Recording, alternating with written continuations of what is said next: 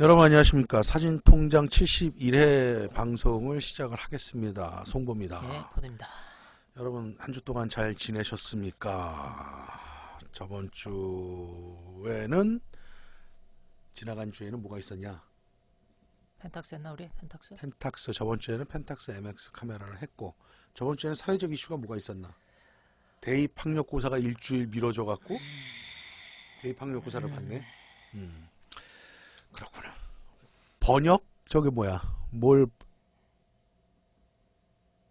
번역해달라는 거지? MX가 무슨 뜻이냐라는 건가? 아, 몰라 나도. 통과! 엑스. 통과! 저거. 네, 그거 정말 좋았습니다. 제 카메라에서 더더욱이요. MX 카메라. 원숭깨비님이 MX 카메라를 쓰고 있었는데 저번 주에 MX 카메라 방송이 나가서 굉장히 좋았다. 그 말씀하신 거죠? 헥터님 반갑습니다. 반갑습니다. 자유정신님 반갑습니다. 이제 처음 한 뵙는 번씩 것 같아요. 아니야. 누군가? 저번 주에도 오셨어. 헥터? 자유정신님은. 아니 저분은 내가 혼자 헥터님 처음 뵙는 뵙는 것 것 같은데. 같고. 오케이. 자, 오늘의 주제라고 요즘은 이제 뭐 리뷰 쪽으로 주로 해드리니까 주제라고 하긴 뭐하고 오늘의 소개해드려야 될 상품이라고 그래야 되나? 이거 홈쇼핑 같아.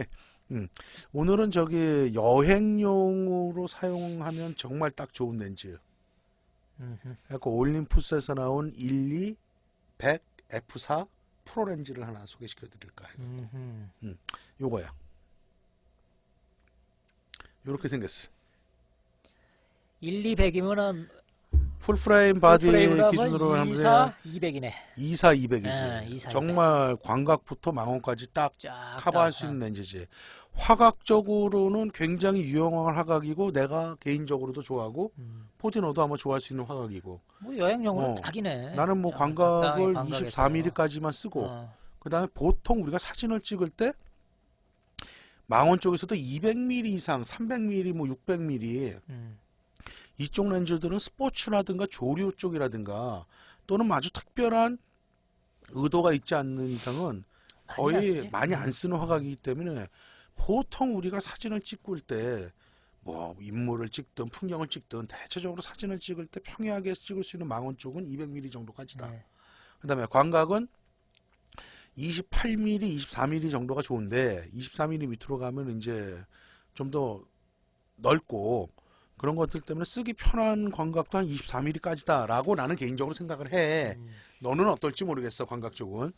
아니 나도 웬만적인 어. 24까지 써놔. 그래서 보통 24에서 200까지의 렌즈다, 화각적으로 보면. 그럼 84도에서 12도 정도를 커버한다. 그러면 이 렌즈 하나만 갖고 있으면은 화각적으로는 크게 불편이 없다.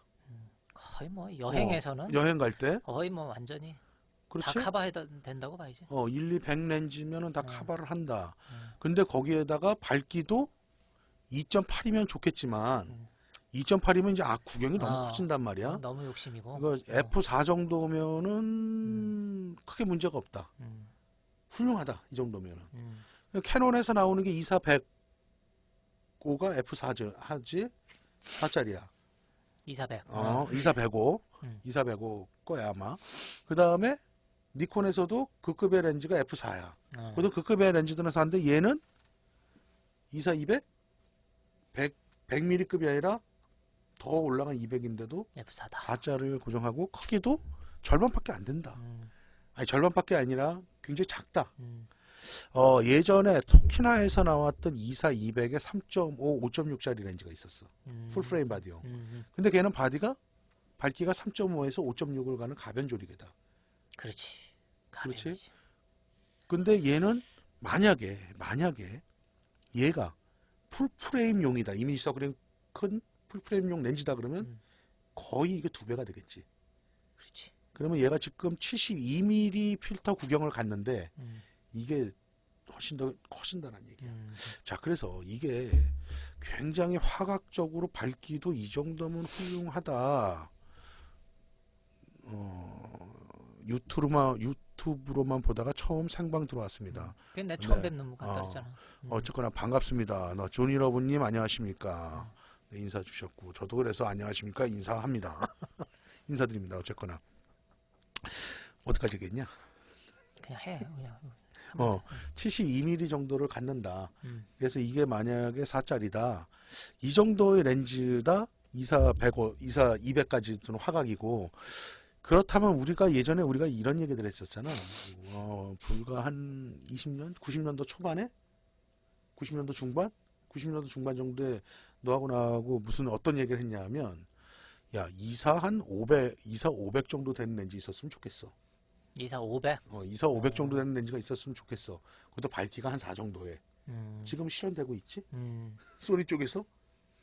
24 소니가 600인가? 24 600인가 나왔지 아마? 그 밝기가 몇이냐? 그건 가변이야. 아니 그러니까 2.84. 그렇지. 그래도 엄청난 거지. 옛날에 음. 이런 거 있었으면 좋겠다라는 시절에 한 얘기에 비하면 거의 다 따라온 거지, 진짜. 존이러브님 감사합니다. 캐논장님, 예, 반갑습니다. 네, 네. 감사합니다. 24 땡큐. 600.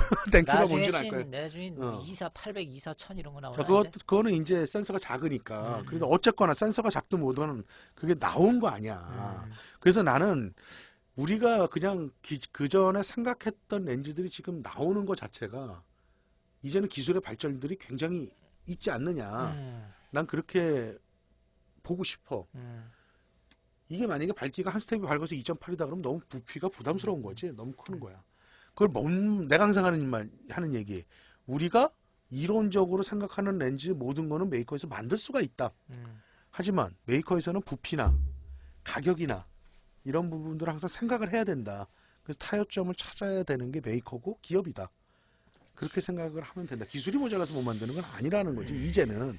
자, 그래서 내가 이거 스펙을 좀 적어 봤는데 24 200 그러니까 정확하게 말하면 올림푸스에서 나온 MG 있고 디지털 12 ED 12 100mm 조리개 F4의 IS 손떨림 방지 기능이 렌즈에도 있어. 프로 렌즈 자체에도 있어. 그래서 이걸 풀프레임 환상을 하면 환상각으로 하면 24 200mm 렌즈고 구성 매수는 11군 17매 17매인데 하나 DSA 렌즈가 한 매. DSA 렌즈 올림푸스의 DSA 렌즈는 뭐냐면 양면 비구면이야. 보통 비구면이 한 면을 가공을 하는데 양면을 가공한 비구면 렌즈가 한 장이 들어가고 비구면 렌즈가 세 장이 들어가. 양면 비구면 나 처음 들어본 것 같아. 이제 요즘의 기술들이야 그게. 그렇게 해갖고 비구면 렌즈가 양면이든 단면이든 하여간 총 4장이 들어가. 그 다음에 5장의 ED 렌즈가 들어가. 그 다음에 슈퍼 HR 렌즈가 2장이 들어가. HR 렌즈라는 것은 고굴절 렌즈야. ED는 저분산 렌즈지. 분산율이 낮은 렌즈가 ED고 굴절률이 낮은 거를 HR 렌즈라 그래. 근데 슈퍼 HR이라는 것은 내가 볼 때 더 굴절률이는 초굴절 렌즈라고 표현을 해야 되겠지. 그게 2장이 들어가고 한 장에 HR 렌즈가 들어가. 한 장에 고굴절 렌즈가 들어간다는 거야. 그럼 봐봐 벌써.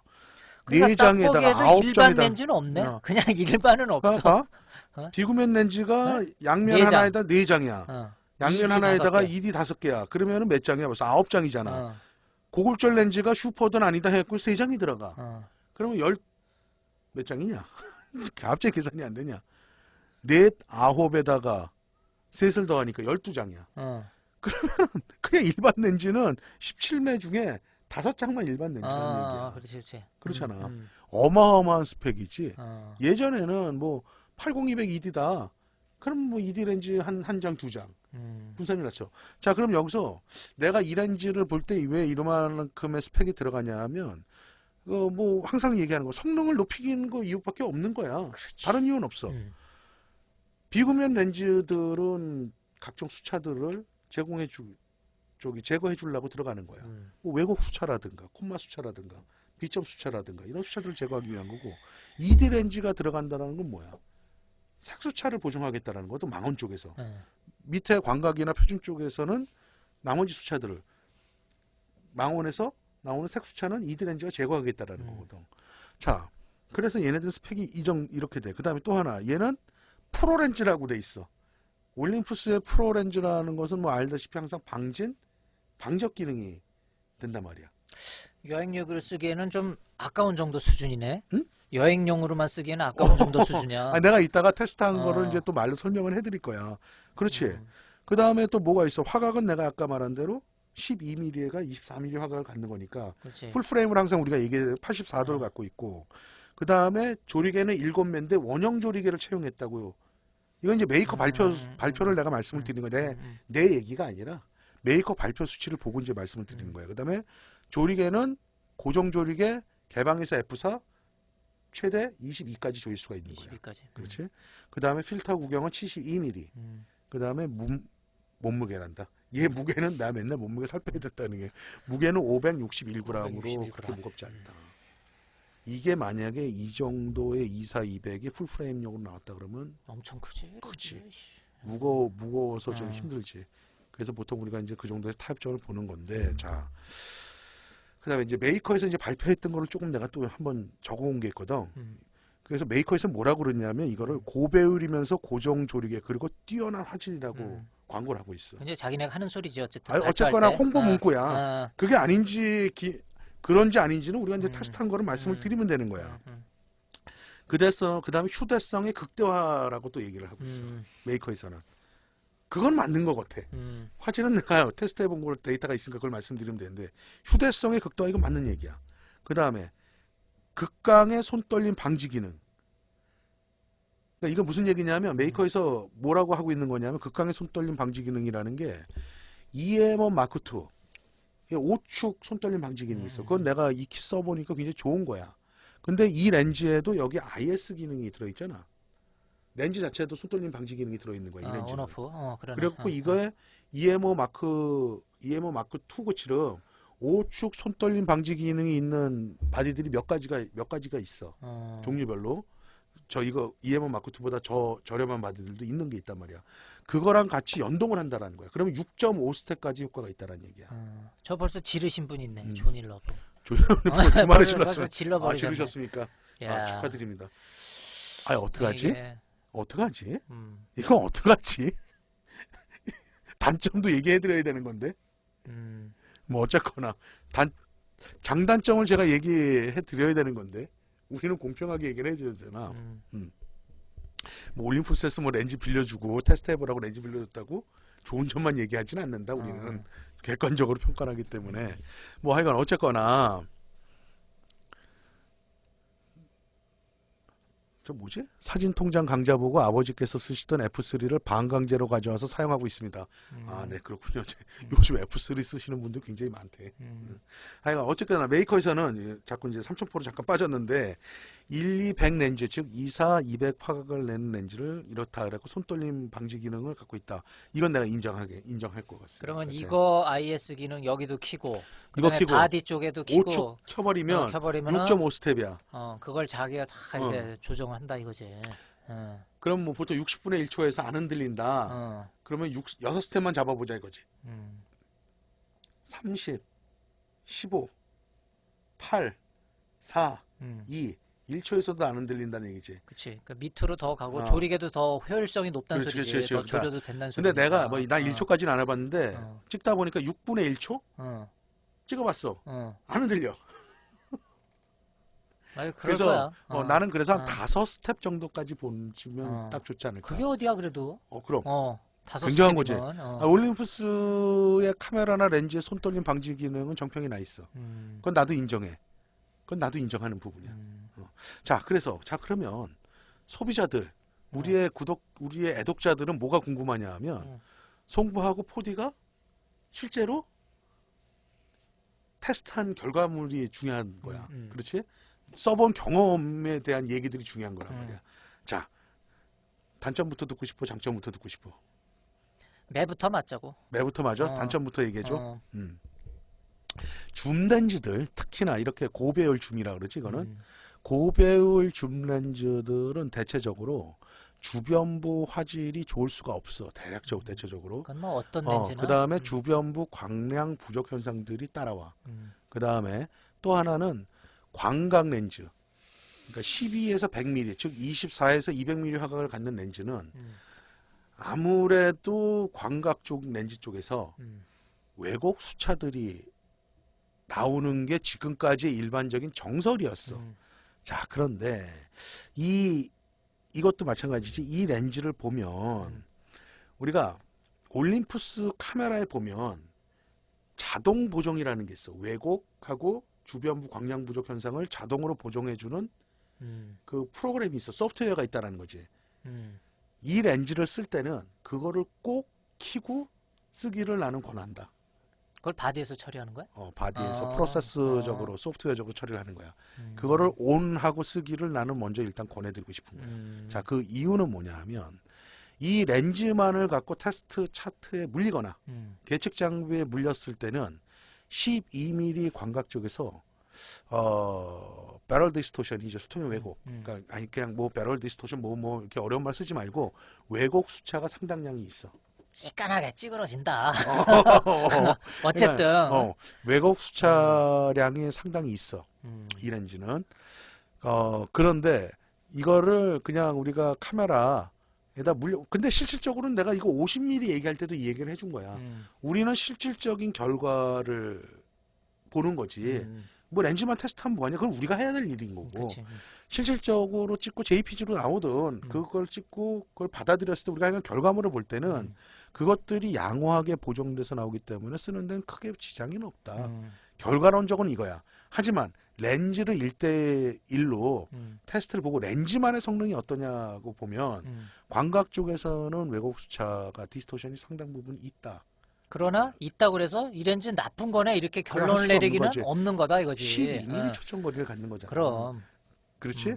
자, 그 다음에 주변부 광량 부족 현상이 얘는 의외로 없어. 물론 그 소프트웨어적으로 처리하니까 없긴 하지만 그거 외에 그냥 테스트를 봐도 조금 존재는 해.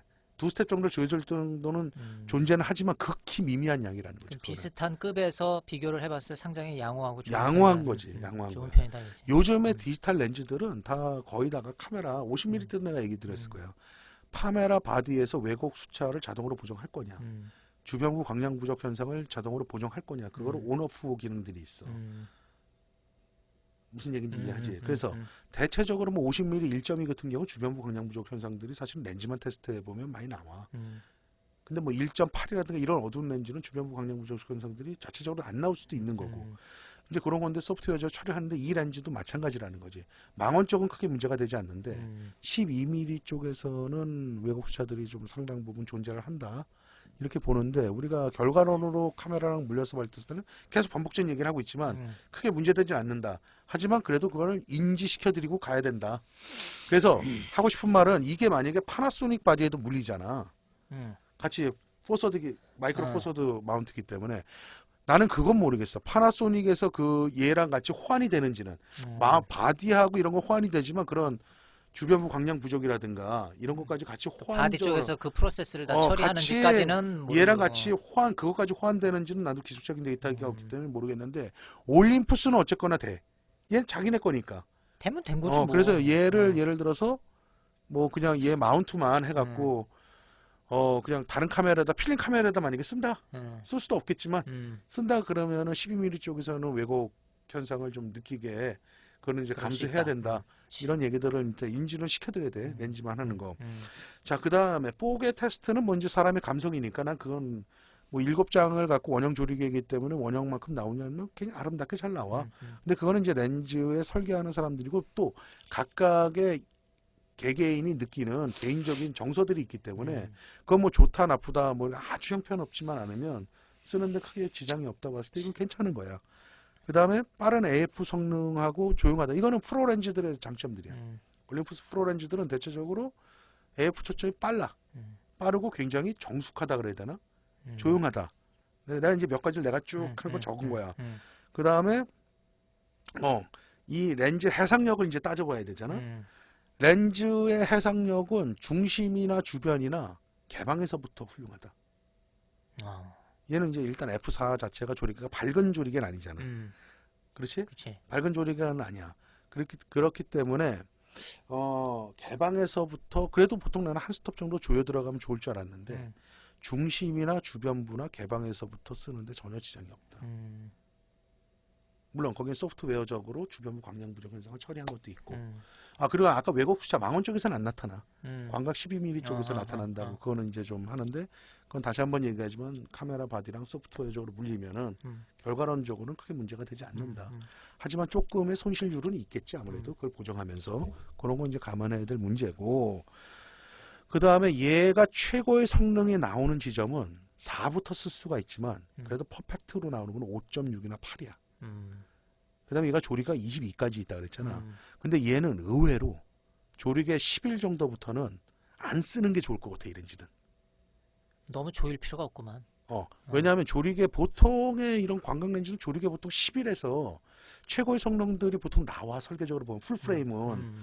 그런데 얘는 10일부터 회절 현상이 들어오더라고 빛에. 그러니까 해상력이 떨어지기 시작해 중심부부터 주변부까지. 그래서 이 렌즈는 어디까지 쓰는 게 가장 좋느냐 8까지 쓰면은 딱 좋지 않을까. 그러니까 4, 5.6, 8 그렇구만. 11까지는 써도 될 것 같긴 한데 22는 무조건 안 썼으면 좋겠고 나는 16, 22는 웬만하면 안 건드렸으면 좋겠고 11은 써도 크게 문제되진 않지만 8보다는 성능이 떨어지기 시작해. 그런데 얘는 마이크로 포서드이기 때문에 풀프레임의 심도로 따지면은 더 좋지. 8이면은 네. 대략 16 정도의 16 16을 효과가 갖는 거야. 나는 두 거지. 스텝 정도를 더 네. 조인 효과가 나니까 그 정도면 좋지 않을까. 그럼 된 거지 뭐. 의외였어. 그래서 이 렌즈는 개방에서부터 성능이 좋다. 그래갖고 해상력도 좋고 중심부 해상력도 좋고 주변부 해상력도 좋다. 8까지 5.6이나 8 한 스텝이나 두 스텝 잡으면 최고의 성능을 보여준다. 11에서는 써도 되지만 거기서부터 성능이 좀 저하된다. 16하고 22 쪽은 가능하면 안 쓰는 게 좋을 것 같다. 테스트 결과는 그렇게 보인다. 나는 그랬고 내가 이거는 좀 할 얘기들이 많았고 내가 오늘 좀 메모를 쭉 했어. 그래서 내가 이거를 누구한테 추천하고 싶냐? 여행 다니는 사람한테 추천하면 가장 좋을 것 같아. 예를 들어서 누군가가 나한테 야 송보 너 줌 렌즈 중에 올림푸스 얘기를 하는 거니까 올림푸스 안에서 내가 얘기를 해볼게. 올림푸스 렌즈 중에는 줌 렌즈 하나만 사라 그러면 너 뭐 사주면 되겠어? 그러면은 뭐 아무 후회 없어. 그냥 1, 2, 100 렌즈 사주세요. 그리고 이거 하나는 쓸 것 같아 나는. 그럼 만약에 줌 렌즈 중에서 두 개를 사. 그러면 너 뭘 사줬으면 좋겠어? 올림푸스 렌즈 안에서. 그러면은 나는 1240 2.8짜리 렌즈하고 45 150 2.8짜리 렌즈 두 개를 사주세요. 나는 그렇게 할 것 같고. 좋아. 그러면 또 이렇게 질문. 아니 내가 지금 하는 말은 내 기준이야 내 기준. 근데 사람들도 하나 예산이 안 되고 하나만 살 수 있고 두 개 살 수도 있잖아. 그러면 좋아. 송보 너 보고 올림푸스 안에서 단일 렌즈 하나 하고 줌 렌즈 하나를 사라고 그래. 그러면은 그거는 이제 내가 두 가지 타입으로 좀 고를 것 같아. 첫 번째 타입은 뭐냐면 1, 2, 100짜리 렌즈, 즉 2, 4, 200까지 가는 1, 2, 100짜리 렌즈, 4짜리 렌즈 하나 하고 이게 좀 이제 밝기가 사니까 좀 어둡잖아. 밝은 25mm 1.2 렌즈를 하나 사주세요 그럴 것 같아. 25mm 1.5면 이제 50mm네. 풀프레임이요.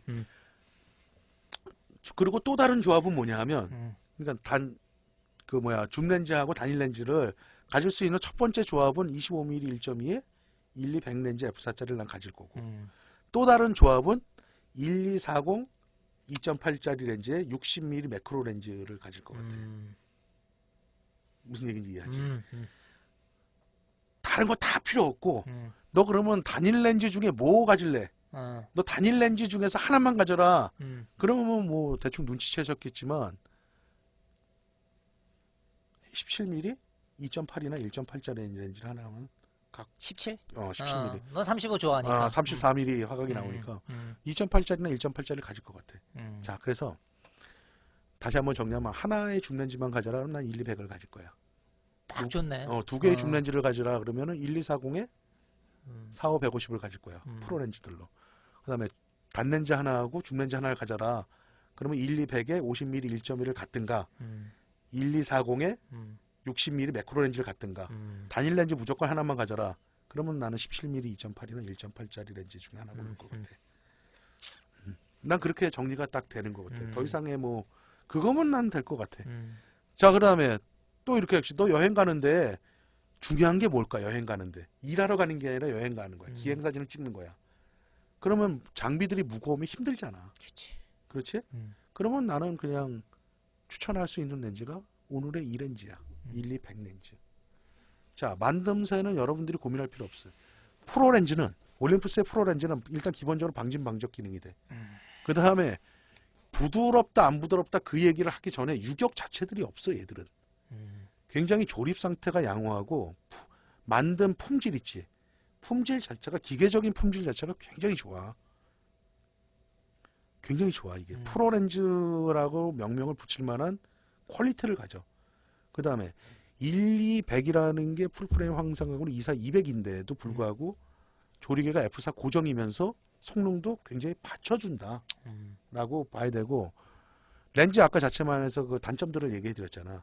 근데 그 단점은 실질적으로 우리가 바디랑 물렸을 때는 단점이라고 볼 수는 없다. 그러니까 결과물은 좋은 거 아니야? 결과물은 괜찮아. 결과물만 좋으면 되는 거야. 그런데 이제 렌즈만을 진짜 우리가 독단적으로 테스트하고 그거를 얘기해라 그러면 얘기를 해드려요. 근데 이 렌즈를 만약에 그 소프트웨어가 없는 일반 뭐 카메라에다 다른데. 꽂아서 쓴다 그러면 나는 사면 안 된다고 그러는 거지. 그렇지. 왜 그러냐 하면 12mm에서 왜곡 수치가 상당 부분 존재한다는 얘기야. 무슨 얘기인지 알아? 그거는 난 아니라, 나는 그것만을 따지면은 아니라는 거지. 그리고 올림푸스를 카메라를 쓰시는 분도 주변부 광량 부족 현상, 왜곡 자동 보정, 그러니까 렌즈의 이미지 자동 보정, 카메라마다 조금씩 다른데 그런 프로그램들, 소프트웨어들이 있거든. 그거를 1200 렌즈를 쓸 때는 꼭 키고 써라. 키고 써라. 그걸 끄고 쓰는 거는 권하지 않는다. 그 얘기를 나는 꼭 해드리고 싶은 거야. 오케이. 테스트 결과 그래. 테스트 결과 그러면 그런 거지 뭐. 아이씨. 자, 원수깨비님이 혹시 다른 메이커도 줌 렌즈 가능할까요? 소개 리뷰요. 언제 뭐 기회가 할 있으면 또. 거겠죠. 할 거겠죠. 언젠가는 하겠죠. 그 다음에 제 구성이 존이러브님이 제 구성이 1200이 12mm 1.2입니다. 그것도 나쁘지 않은 구성이에요. 1.2. 여행용. 여행용이요. 여행용이요. 여행용이다 그러면은 근데 이거는 여행용으로 좋다 소리지 여행용만 써라라는 건 아니야. 왜냐면 너무 그렇지. 너무 잘 만들었네 렌즈를. 그러니까 용도에서 여행용으로 가장 적합한 비율과 상태다라는 거지. 아, 존이러브님이 아니다 25mm 1.2였다 12mm가 아니라 어. 내가 아까 그랬잖아요. 난 단렌즈 하나 하고 줌렌즈 하나 사면 그 중에 조합 하나가 1200에다가 밝은 50mm 1.2나 1.4 렌즈가 있다면 그런 걸 하나 샀으면 좋겠다. 그러면은 어두울 때 좀 쓰고 그러면 좋지 않을까. 누가 사준다면 누가 사준다면 딱 비슷하게 그건데. 갖추셨네 벌써. 그럼 또 이제 그죠? 용기 있게 힘을 얻고 가는 거야. 어. 그리고 잠깐 이 얘기하자. 여러분들 저희 렌즈 클리너 아시죠? 렌즈 클리너. 여러분들 어떤 렌즈 클리너를 쓰고 있는지는 모르겠는데 저는 저희 사진 통장 방송을 보신 분들은 알지만 저는 렌즈 클리너 자체를 만들었어요. 그게 아마 보통 한 20년도 더 된 것 같은데 그걸 만들어 갖고 저기 포디도 좀 나눠주고 자이스 거는 그 거즈에 적셔져 있는 거 말하는 거죠. 그거 말고 이렇게 액체로 떨어뜨려서 쓰는 걸 쓰는데 이제 저한테 이제 그런 것들을 써보시고 내가 조금씩 드렸던 분들은 되게 좋다고 그래갖고 뭐 팔아라 그러는데 저는 그거를 뭐 장사를 했던 사람들은 아니고 근데 마침 요번에 그 렌즈 클리너를 저도 다 써갖고 다시 조제를 해요. 막 약 조제하듯이. 근데 나는 이제 뭐 순도가 굉장히 높은 약품들을 쓰기 때문에 단가들이 조금 들어가긴 하는데 그래서 요번에 하면서 메일에 그동안 보내줬던 분들도 있고 그래서 그걸 한 60mm? 60mm 정도를 이렇게 소분이라 그러지? 이렇게 나눠갖고. 그래서 아마 그냥 드릴 순 없고 나도 왜냐면 그 돈이 들어가는 거니까. 택배비 따로 하고 아마 한 60mm면 굉장히 오래 쓰실 거예요. 제가 만들어서 쓰는 렌즈 클리너 자체는 아마 자국이 안 남을 거예요. 여러분들이 닦는 데 있어갖고. 깨끗하게 날아갈 거고 아마 지금 저기 렌즈 다는 아니지만 렌즈나 이런 수리실들 있지? 카메라 수리실들. 아마 그분들도 내가 이렇게 만들어 쓰는 것처럼 그렇게 만들어서 쓰실 거예요. 비슷하게. 그렇게 쓰라고 또 몇 개 알려줬잖아 네가. 내가 뭐 알려준 것도 있고 그걸 쓰시고 있는 건데 품질은 고퀄리티다. 그래서 아마 한 60mm 들어간 게 한 5,000원 정도 택배비 별도로 어. 해갖고 아마 내가 갖고 있는 그 포토 아카데미 153 그 사이트에 아마 한 목요일이나 금요일쯤에 올라가지 않을까. 근데 내가 요번에 그냥 내 걸 만들면서 남는 부분을 좀 이렇게 나눠드리려고 하는 거기 몇 개 때문에 나와? 요번에 저 약물 구매한 거 60mm면 몇 개 나올까? 60mm면 한 35개에서 40개 정도밖에 더 여분이 안 됐거든. 내가 써야 되기 때문에. 내가 쓰는 양을 좀 빼놔야 되기 때문에 사실 너 저번에도 쓴 것들 너 준 것도 딱 보니까 좋지. 너도 한 10년 이상 쓰지 않았냐? 내가 준 거? 빨리빨리 쓰지 뭘. 아니 그러니까 10년 전부터 쓰지 않았냐? 그 정도부터 네가 달라고 할 거 주지 거반 않았어. 됐어. 10년은 조금 안 됐는데 그 정도 됐지. 자국 남지 딱 그러면? 안 남아. 음. 난 근데 솔직히 난 그 핀셋으로 못 하겠더라. 살 떨려서. 그냥 핀셋으로 못해 이건데. 송보는 이거를 이렇게 핀셋으로 잡아서 이렇게 해가지고 귀신같이 잘 닦아요. 이렇게 싹 닦는데. 그래서 가장 좋은 건 뭐냐면 여러분들 그러면 렌즈 클리너 티슈는 못 쓰세요. 전용 티슈 쓰세요. 잘 닦이나요? 가장 좋은 건 뭐냐면 여러분들이한테 크리넥스 티슈 있죠? 100% 펄프. 그 뭐 50%막 이런 거 말고 재생용지 말고 크리넥스 티슈 중에 100% 펄프가 있어. 예를 들어서 이건데. 뭐 그렇게 비싼 것도 아니잖아. 이건 뭐 얼마 해? 맨날 파는 거 아니야 가게에서. 이런 것들을 나는 이렇게 써. 이런 것들 이렇게 해갖고 요 정도씩 해갖고 핀셋으로 닦는 거야 이렇게 휴지로. 사람들이 휴지를 닦으면 스크래치 안 나냐 그러는데 안 나. 그거 이제 그 양 묻혀서. 양 묻혀서 닦아야지. 양 묻혀서 이렇게. 자국 전혀 안 남고 정말 자신 저거까지는 쉽지 않지. 사실은 이게 수리하거나 전문가가 아니라면 이런 것들 다 갖고 계실 거 아니야. 안경 닦는 거? 그럼 여기다가 나는 이제 이 통에다가 쓰는데 이거는 이제 많지 한 200ml 들어가지. 여기다가 뿌려가지고 그치? 묻혀갖고 닦는 거야. 봐봐. 항상 바람을 조금 이렇게 자국 하면서 나무? 하면 싹 날아가요. 안 남지. 아마 여러분들 시중에서 사서 쓰는 그것들은 아마 자국들이 남을 거예요. 자이스도 날아간다는데 그거 걸렸지 자이스 거. 몰라. 그러니까 나는 내 거도 그건 모르겠는데 어쨌거나 그래요. 그래서 제가 아마 요번에 처음으로 소분을 좀 해갖고 제 거 만들 때 조금 더 넉넉하게 만들어서 소분을 해갖고 한 통당 한 5,000원 정도 하면 되지 않을까. 그러면 내가 아마 차비 정도 좀 빠질 것 같아. 그러니까 40병을 팔면 왔다 갔다 해서 뭐 그런 거. 차비 정도 가면서 빠지고 그럼 5,000원이면은 40병 저기 뭐. 택배비 들어갈 거 아니야? 그것도 그리고 기왕에 얘기를 해줘야지. 택배비는 정확하게. 내가 쇼핑몰을 하면 뭐 2,500원이고 계약을 해야 되는데 그러니까 나는 전문 장사꾼이 아니니까. 내가 알아봤더니 한 3,000원 정도 들 일반 것 같아. 택배비 내야 될 거야. 아마. 한 3,000원. 그러면 맨 처음에 갔더니 3,500원, 4,000원 하더라고.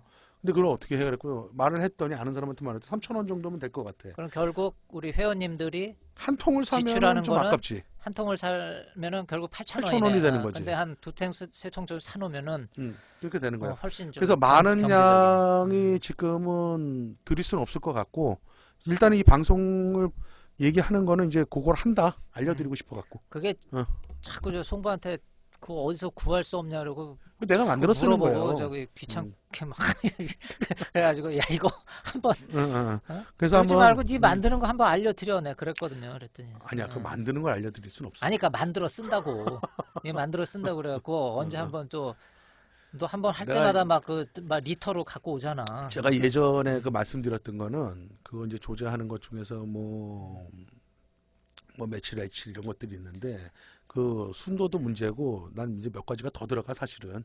지금 와서 사실은 몇 가지가 더 들어가는데 시사 그런 만셋이 나한테도 안 가르쳐줘 하나. 그래서 여러분들 하여간 참고하시고요. 흑백 현상량도 다 만들었어 얘는. 맞아, 나도. 옛날에 저 을지로 충무로 맨날 뭐야 그 저 화학약품 파는 가게 요즘도 있냐? 뭐 메톨 거기 가가지고 막 사실 만들어 쓰는 게 왜 그러냐면 나는 고순도 거를 쓰고 싶은 거야. 아주 고도로 너 정제된 옛날에 것들. 거기서 청산가리 산 적 없지 않냐? 뭐 그거 이상한 독약도 있던데 거기. 그런 것들이 들어가지 우리 약품들에. 여기는 안 들어가. 여기는 안 들어가. 그러니까 여기 말고 여기는 안 들어가. 현상약. 그러니까 뭐 만들 때는 뭐 조제 그건 이제 내 특성에 맞춰서 써야 되니까. 전 그런 거를 굉장히 좋아했던 놈이라.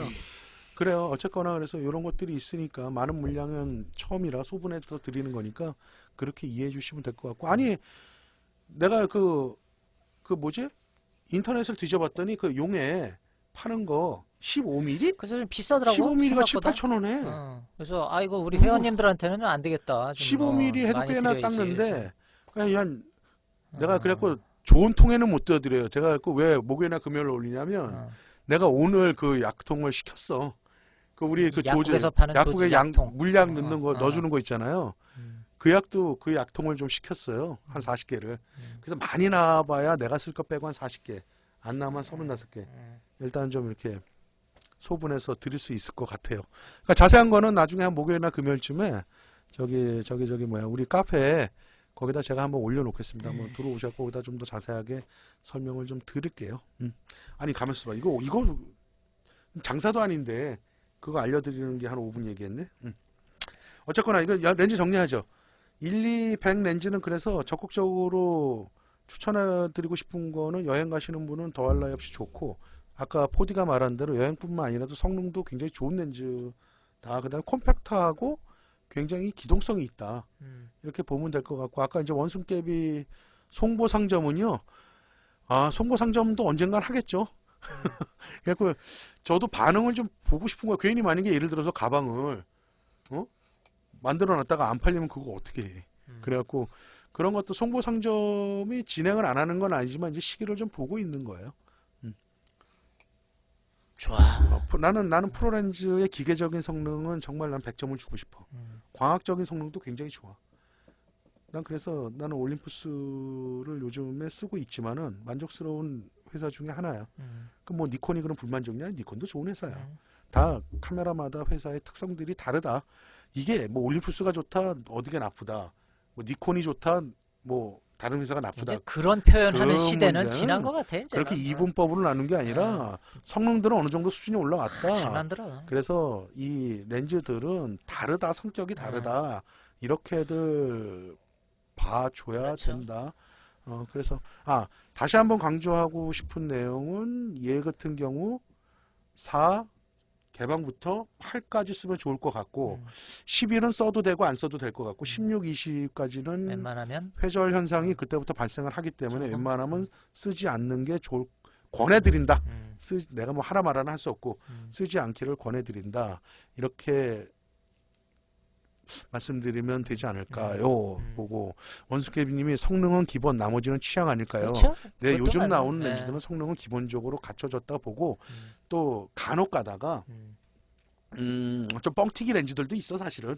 성능이 좀 떨어지는 렌즈들도 있는데 그렇다면 그걸 실질적으로 우리 눈으로 구별할 수 있느냐 없느냐 라고 봤을 때 쉽지 않다. 계측 장비나 이런 쪽에서 보는 거고 그 다음에 우리가 테스트하는 방법도 저번 시간에 한번 말씀을 드렸잖아. 테스트하는 방법도 조금 잘못된 부분들도 없잖아. 있는 부분들도 있다. 사람의 테스트 대체적으로는 다 잘하시지만 그래도 유경험자가 아닌 분들이 테스트할 때는 조금 방법론적에서 잘못된 것들도 보이긴 한다. 그런 것들 유념하시면 어떨까 합니다. 자, 오늘 어떻게 하다 보니까 1,200F4 프로 렌즈를 말씀을 드렸습니다. 그래서 여러분들 아마 이 렌즈를 사서 쓰시는 분들도 있을 거고 앞으로 구입하실 의사가 있어서 이 방송을 보시는 분들 있겠지만 사셔도 후회하지 않을 렌즈 중에 하나가 아닐까. 괜찮은 것 같아. 이렇게 보고 굉장히 편리성이라든가 이런 성능이라든 것들이 만족스럽지 않을까 추천해 드릴 수 있는 렌즈라고 말씀드리면서 오늘 송보의 사진 통장 해갖고 71회 방송을 마칠 수 있도록 하겠습니다. 오늘 여기까지입니다, 여러분. 송보입니다. 예, 포디였습니다. 고맙습니다.